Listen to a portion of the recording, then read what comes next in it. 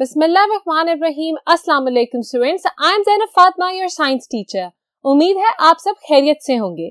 हम कर रहे थे textbook exercise of unit 6 which is about simple chemical reactions. हमने तमाम क्वेश्चंस सॉल्व कर लिए हैं। We are only left with one question which is question number 7। तो आइए आज उसको भी सॉल्व कर लेते हैं। So students, in question number 7 of your textbook exercise, आपको बताया जा रहा है कि एक स्टूडेंट ने एक एक्सपेरिमेंट परफॉर्म किया। वो एक्सपेरिमेंट क्या है? उसने बीकर लिया और बीकर को उसने एक जलती हुई कैंडल के ऊपर रख दिया। बीकर ओरिजिनली इस शेप का होता है, मगर उसने इन्वर्टेड बीकर रख दिया एक कैंडल के ऊपर ताकि वो देख सके कि कैंडल कितनी देर में बुझ रही है। अब उसने कितने वॉल्यूम का मतलब कितने साइज का बीकर लिया और कैंडल कितनी देर में बुझी वो लिखा हुआ है इस टेबल में। The volume of beaker 450 cubic centimetre का पहला बीकर था, 700 क्यूबिक सेंटीमीटर का दूसरा बीकर था, 1000 क्यूबिक सेंटीमीटर का तीसरा बीकर था और लास्ट बीकर था 1200 क्यूबिक सेंटीमीटर का। अब उसने सेम साइज की कैंडल रखी तमाम बीकर्स के नीचे बिल्कुल इस तरह से।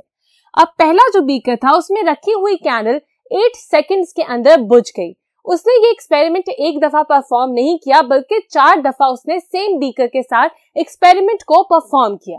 पहली दफा में 8 सेकंड्स बाद कैंडल जो है वो बुझ गई, दूसरे में 7 सेकंड्स बाद, फिर 9 सेकंड्स बाद एंड अगेन 9 सेकंड्स बाद।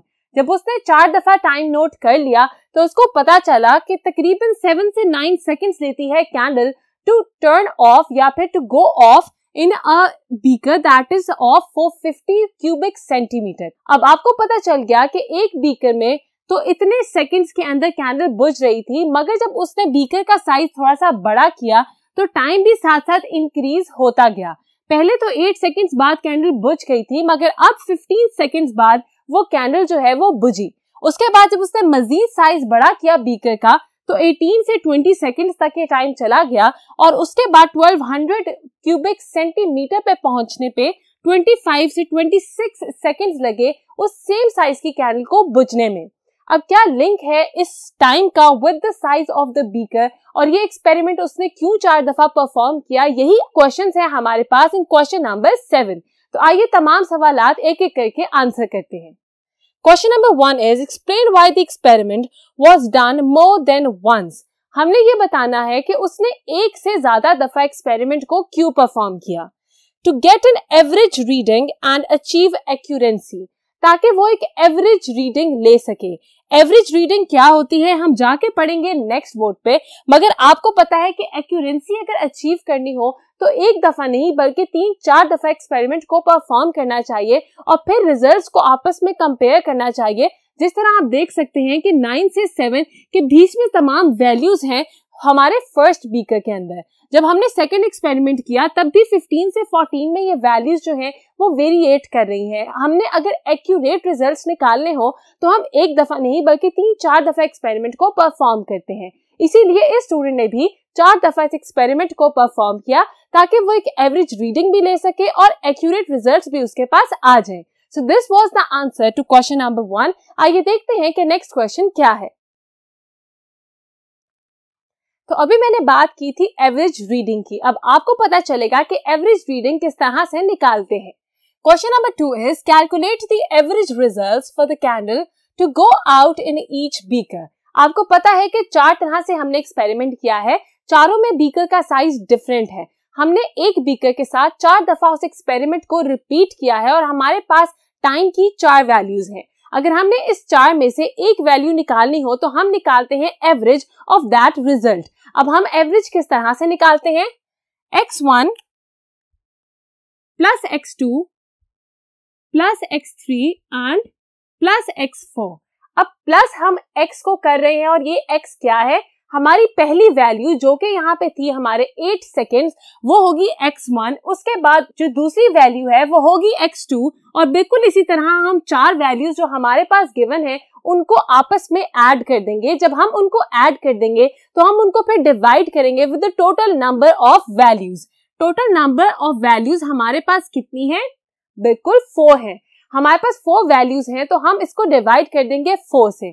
अब अगर आपने तमाम रिजल्ट्स का एवरेज निकालना हो तो आप किस तरह से निकालेंगे, मैं आपको पहले बता देती हूँ with the help of experiment 1। अब एक्सपेरिमेंट 1 की वैल्यूज आपके सामने है 8799। आप तमाम बच्चे अपने कैलकुलेटर्स अपने हाथ में रखिएगा और जो मैं आपको कहूँ आप वो करते जाइएगा। सबसे पहले यू विल ऐड 8 + 7 + 9 एंड +9। जब आपने इन तमाम वैल्यूज को ऐड कर दिया तो आपके पास एक आंसर आएगा। उस आंसर को आप डिवाइड करें with 4। Why 4? Because we have 4 values 1, 2, 3, 4। जब आप इसको 4 से डिवाइड करेंगे तो आपके पास आंसर आएगा 8.3। इसका मतलब कि 8.3 सेकेंड्स हमारा एवरेज रिजल्ट है ऑफ एक्सपेरिमेंट 1। बिल्कुल इसी तरह आपने निकालने हैं एवरेज रिजल्ट्स ऑफ एक्सपेरिमेंट 2 जो कि निकलेगा 14.8 सेकेंड, देन एक्सपेरिमेंट 3 जो निकलेगा 19.5 सेकेंड्स एंड एक्सपेरिमेंट 4 जिसका एवरेज रिजल्ट होगा 25 सेकेंड। आपने बिल्कुल इसी तरह एवरेज रिजल्ट्स निकालने हैं और तमाम एक्सपेरिमेंट के जो रिजल्ट्स हैं उनकी डिवीजन होगी विद 4। Why 4? क्योंकि हमने तमाम ही एक्सपेरिमेंट्स को 4 दफा रिपीट किया है और हमारे पास तमाम एक्सपेरिमेंट्स की 4 वैल्यूज मौजूद हैं। जो ऊपर वाली वैल्यूज हैं वो चेंज होती जाएंगी और आपके पास एवरेज आंसर्स निकलते जाएंगे। तो मुझे उम्मीद है कि आप मेरे साथ साथ ये एक्सपेरिमेंट परफॉर्म कर रहे हैं। अगर आपने अभी तक आंसर्स को नोट डाउन नहीं किया या कैलकुलेट नहीं किया तो इस वीडियो को पॉज कीजिए, जाइए कैलकुलेट करके तमाम एवरेज आंसर्स लिख के जल्दी से वापस आइए। Well done students. Now we can move towards question number 3. Question 3 is, why is it important to use the same candle in all the experiments? हमने ये 4 एक्सपेरिमेंट्स किए। इन 4 एक्सपेरिमेंट्स में जो कैंडल हमने यूज की थी उसका साइज सेम था। अब why is it important to keep the size of the candle same? Candle के साइज को सेम रखना क्यों जरूरी है?